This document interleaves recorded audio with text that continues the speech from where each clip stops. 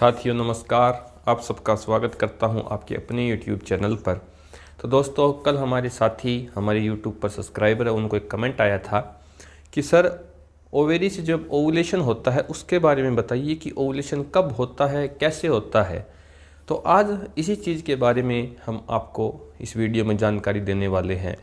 इस वीडियो को देखने के बाद मैं ये दावा कर सकता हूँ कि जितने भी मेरे साथी प्रैक्टिशनर है या फिर AI वर्कर है, तो जब वो इस वीडियो को देखेंगे, ध्यान से समझ लेंगे, तो उनकी AI कभी भी फेल नहीं होगी।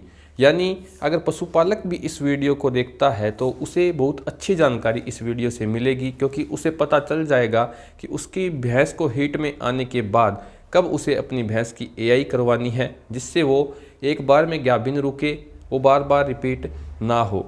क्योंकि कई बार दोस्तों जानकारी की अभाव में हमें पता है कि ना तो पशुपालक को पता होता कि कब भैंस की AI करवानी चाहिए, कब भैंस को भैंसे से क्रॉस करवाना चाहिए, और ना जो कई मेरे साथी वेटनेरियन प्रैक्टिशनर है जो नई नई प्रैक्टिस पे लगे हैं, उन्हें भी नहीं पता होता कि भैंस की AI कब करनी है। जैसे कि मैं प्रैक्टिशनर की बात कर रहा हूँ, पैरावेट्स की बात कर रहा हूँ, जो मेरे साथी वेटनेरियन हैं उन्हें अच्छी तरह पता है, क्योंकि उन्होंने पढ़ा है कि स्ट्रेस साइकिल पशुओं में क्या होता है, कौन सी अवस्था में ओवुलेशन होता है। तो आज इसी बारे में मैं आपको वीडियो बताऊंगा। अगर इस वीडियो में आपने ध्यान से समझ ली सारी बातें, तो मैं आपसे दावा करता हूं मेरे दोस्तों कि आप जब AI करने जाएंगे, जिस पशु की आपने AI कर दी, मेरे बताने के हिसाब से AI कर दी, तो आप उस AI में कभी फेल नहीं होंगे। जो आपने पशु की AI की है वो पशु 100% गाभिन ठहरेगा, और गाभिन ठहरने के साथ आपके जो फील्ड में है अच्छे इंप्रेशन बनेंगे। लोग आपसे खुश होंगे कि जो वो डॉक्टर है AI करता है, वो प्रैक्टिशनर है AI करता है, उसकी AI के बहुत अच्छे रिजल्ट है। तो दोस्तों इसी वीडियो में आज बात करने वाले हैं। साथियों वीडियो थोड़ा लंबा हो सकता है, इसलिए वीडियो को स्किप मत कीजिएगा। एक एक जो फेज़ है वीडियो में वो आपके लिए बहुत महत्वपूर्ण है। तो हमारे साथी कमेंट को लेते हुए हम बात करते हैं, क्योंकि उनका कमेंट मुझे बहुत अच्छा लगा। उन्हें इस बारे में जानकारी चाहिए, या तो वो इस समस्या से परेशान है, पशुओं में ओवुलेशन कब होता है, हम सही समय पर हमारे पशु की AI करवा रहे हैं या उस समय AI नहीं करवा रहे, जिसके कारण हमारे पशुओं में ये समस्या बनी हुई है रिपीट ब्रीडिंग की। तो उस साथी का कमेंट मुझे बहुत अच्छा लगा, और मैं उन्हें दिल से धन्यवाद देना चाहूँगा कि वीडियो पे कमेंट करते हैं। अगर आप अपना टाइम वेस्ट कर रहे हैं तो अपने सवाल, अपने क्वेश्चन ज़रूर जिस चीज़ को आप देख रहे हैं उसके बारे में पुट करें, ताकि आपको और अच्छी जानकारी मिल सके उस चीज़ के बारे में जिस चीज़ को आप सीखना चाहते हैं, जिस चीज़ के बारे में आपको जानकारी लेनी है। तो हम बात करते हैं दोस्तों, जैसे कि गाय और भैंस होती है। हम रूमिनेंट्स की बात कर रहे हैं, गाय है हमारी, भैंस है। तो रूमिनेंट में जो स्ट्रेस साइकिल है, आज हम इसी को समझाएंगे आपको कि स्ट्रेस साइकिल में ही ओवुलेशन होता है, इसी में पशु हीट में आता है, और ये पशु में सारी चीज़ हार्मोन्स के कारण होती है। अलग अलग जगह से हार्मोन्स निकलते हैं। तो स्ट्रेस फेज की बात करें मेरे दोस्तों, जैसे कि हम स्ट्रेस साइकिल की बात करें तो उसमें 4 फेज रहते हैं मेरे दोस्तों।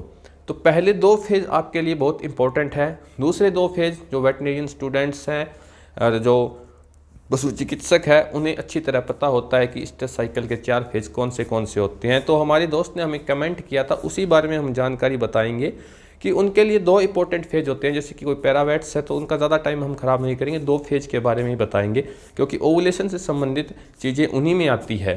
तो हम करते हैं पशुओं में स्ट्रेस साइकिल का बात। तो सबसे पहले, जैसे कि हिंदी में इसे हम मध चक्कर बोलते हैं मेरे दोस्तों पशुओं में। तो स्ट्रेस साइकिल की बात करें तो सबसे पहले आपके लिए जानना जरूरी है कि स्ट्रेस साइकिल पशुओं में कितने दिन का होता है। तो मेरे दोस्तों स्ट्रेस साइकिल पशुओं में 19 से 21 दिन के होता है दोस्तों। कई पशु 19 दिन में हीट में आ जाते हैं, कई पशु 21 दिन में हीट में आते हैं। जैसे भैंस है प्रॉपर 21 दिन में हीट में आएगी, लेकिन गाय है 19 से हीट में आना शुरू हो जाती है 19वें दिन। तो ये जो फर्स्ट फेज होता है हमारा, ये होता है दोस्तों स्ट्रेस साइकिल। इसके बारे में हम आपको आज बताते हैं। सर, फर्स्ट फेज होता है हमारा स्ट्रेस। स्ट्रेस की बात करें तो दोस्तों ये रहता है हमारा 24 से 32 घंटे का, यानी 2 से 3 दिन का।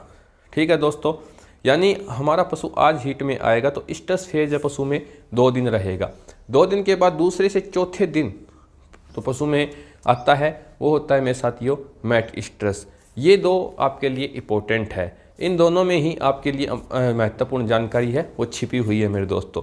जैसे कि हम स्ट्रेस साइकिल की बात करते हैं, जो फर्स्ट फेज होता है पशु में जैसे कि 0 डे से शुरू होकर 3 दिन तक रहता है या 2 दिन तक रहता है, तो उसकी बात करते हैं। जैसे कि पशु हीट में आया है तो सबसे पहले जानते हैं उसमें कौन सा हार्मोन ज़्यादा सक्रिय रहता है। दोस्तों जैसे ही पशु हीट में आता है, ओवरी के द्वारा, जो पशुओं में ओवरी होती है, आप ये देखिए पूरे बच्चादानी का पीछे स्ट्रक्चर देखिए, जो सर्विक्स है, यूट्राइज बॉडी है, उसके बाद यूट्राइन हॉर्न है मेरे दोस्तों, इसके बाद है ओवरी। तो जो ओवरी है एक हार्मोन रिलीज करती है पशु में, इस्ट्रोजन। इस्ट्रोजन के कारण क्या होता है मेरे दोस्तों, पशु है वो हीट में आता है, यानी हीट के जितने सिम्टम होते हैं जानवर में, भैंस में और गाय में, वो सारे के सारे सिम्टम पशु अपने हीट के देता है मेरे दोस्तों। जैसे ही हीट में आएगा पशु, हीट में आएगा तो वो रांबना शुरू करेगा, स्टैंड अप रहेगा, खड़ा रहेगा, मिल्क प्रोडक्शन है, अपना दूध का जो प्रोडक्शन है वो थोड़ा कम कर जाएगा, बहुत ज़्यादा डिस्चार्ज करेगा पशु। तो वहाँ से आपको समझना है कि आज हमारा पशु हीट में आया है। और जैसे कि पशु ने आज बोलना दिया डिस्चार्ज शुरू कर तो आप यूँ समझिएगा कि पशु में स्ट्रेस साइकिल आ गया है। तो कई किसान साथी यहाँ पर गलती करते हैं कि पशु बोलना शुरू किया तो पशु के बोलते ही पशु की एआई करवा दी। तो यहाँ पर सबसे बड़ी गलती करते हैं, जिनके कारण पशु पालक की जो भैंस है वो एक बार में गाभिन नहीं ठहर रही।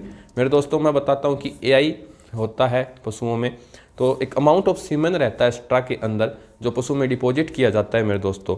तो उसका भी एक टाइम पीरियड रहता है कि वो सर्वाइवल पीरियड स्पर्म का कितनी देर रहेगा। जैसे कि हमने आज स्ट्रेस साइकिल में भैंस ने बोलना शुरू किया, उसकी एआई कर दी, तो भैंस बोलना बंद हो जाएगी, लेकिन वो गाभिन नहीं ठहरेगी, क्योंकि जो स्पर्म रहते हैं स्ट्रा के अंदर, सीमेन के अंदर, उनका जो मैं मानता हूँ मेरे हिसाब से कि सर्वाइव कर पाते हैं एनिमल के यूट्रस में। तो जब स्पर्म अंदर जा रहे हैं, तो जब तक ओवुलेशन पशुओं में नहीं हुआ, यानी जो ओवा रहता है वो स्पर्म को नहीं मिलेगा, तो फर्दर वहाँ पर फर्टिलाइजेशन नहीं होगा। अगर फर्टिलाइजेशन नहीं होगा तो पशु हीट में गाभिन नहीं ठहरेगा। तो आपको क्या करना है कि आपका पशु ने जब बोलना शुरू किया या फिर जितने भी हीट के सिम्टम दिए हैं, जैसे कि आज बोलना शुरू किया है, तो आपको 24 घंटे तक अपने पशु का वेट करना है, क्योंकि 2 दिन का तो स्ट्रेस साइकिल रहता है। उसके बाद मैट स्ट्रेस आता है। मैट स्ट्रेस में पशु क्या करता है, उसमें जो ओवरी है उससे ओवुलेशन होता है।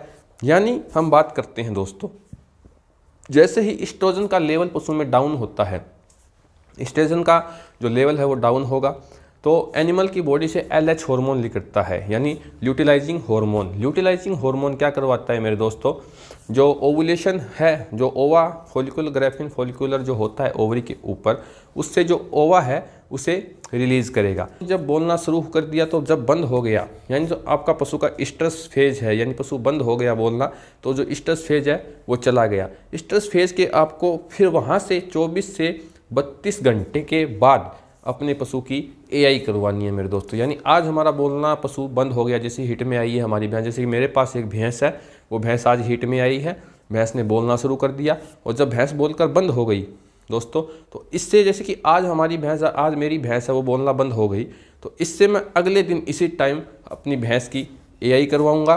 और जो अगर करवाना आपको बुल से मैटिंग पशु की, अगर आपको बुल से मैटिंग करवानी है अपनी भैंस की, तो जब भैंस ने बोलना बंद कर दिया उसी समय आप अपनी भैंस की मैटिंग करवाई। अगर आपको एआई करवानी है, तो जैसे कि अब मेरी भैंस ने बोलना बंद किया है, तो इसके 24 घंटे बाद, 24 से 32 घंटे के अंदर मुझे मेरी भैंस की एआई करवानी है, क्योंकि इसी टाइम में जो मैट स्ट्रेस रहता है, इसी टाइम में पशु के अंदर ओवुलेशन होता है। ओवुलेशन होने के बाद क्या होगा, जो ओविडक्ट रहती है वहाँ पर फर्टिलाइजेशन होता है मेरे दोस्तों, जो जानवर रहता है उसके अंदर। तो आपको इसी समय, यानी भैंस ने बोलना बंद कर दिया, उसके बोलकर बंद होने के बाद 24 से 32 घंटे के अंदर अपने पशु की एआई जरूर करवाए, और हो सके तो अपने पशु की डबल एआई करवाए। अगर एक एआई आपने जैसे कि कल करवा ली, तो एक अगले दिन और करवाई, या फिर जैसे कि एक आज करवा ली, जैसे हमारी भैंस में स्ट्रेस साइकिल आए हुए 24 घंटे हो गए हैं और हमने आज एक एआई करवा ली, एक इसी समय दूसरे टाइम भी आपको एआई करवा लेनी चाहिए। और यहाँ पर थोड़ा जो पैरावेट्स है उन्हें भी थोड़ा ध्यान करना चाहिए कि जो ओवुलेशन हुआ है, मैं उसके बारे में सारी बात बता दी। तो ओवुलेशन होने के, जैसे कि पशु फार्मर का जो आपके पास फ़ोन आता है, फार्मर कहता है भी मेरी भैंस ने बोलना शुरू किया है, तो आप पशुपालक से हिस्ट्री लीजिए कि आपका पशु बोलकर बंद होगा, उसके 7 से 8 घंटे बाद मेरे पास दोबारा फ़ोन करें, तब उसकी एआई करेगी। अगर इस तरह से आप एआई करते हो तो आपको 2 एआई करने की पशु में कोई ज़रूरत नहीं है, आपका पशु एक सिंगल एआई में गाभिन ठहरेगा। तो दोस्तों ये थी कुछ ओवुलेशन से संबंधित बात। जैसे कि बात करें तो ईस्टर साइकिल के 4 फेज होते हैं। दूसरे फेज में ओवुलेशन होता है। तीसरे फेज में जो कार्पस लूटियम है वो बनता है ओवरी के ऊपर। अगर भैंस गाभिन ठहर जाती है तो कार्पस लूटियम है वो बना रहेगा, क्योंकि उसे प्रोजेस्टेरोन हार्मोन रिलीज करना रहता है। अगर भैंस गाभिन नहीं होगी तो वो फर्दर जो लास्ट का फेज आता है उसमें जो है वो टूटेगा कार्पस लूटियम, और वहाँ से फिर ग्राफियन फॉलिकल डेवलप होगा और वहाँ पर ओवा बनेगा। तो ये थी दोस्तों आज की इस वीडियो में कुछ जानकारी। मिलते हैं अगली वीडियो में एक नई जानकारी के साथ। अगर जानकारी पसंद आए तो वीडियो को जरूर लाइक करें, और आपके मन में कोई भी सवाल है तो कमेंट सेक्शन में जरूर पूछें। धन्यवाद। राम राम।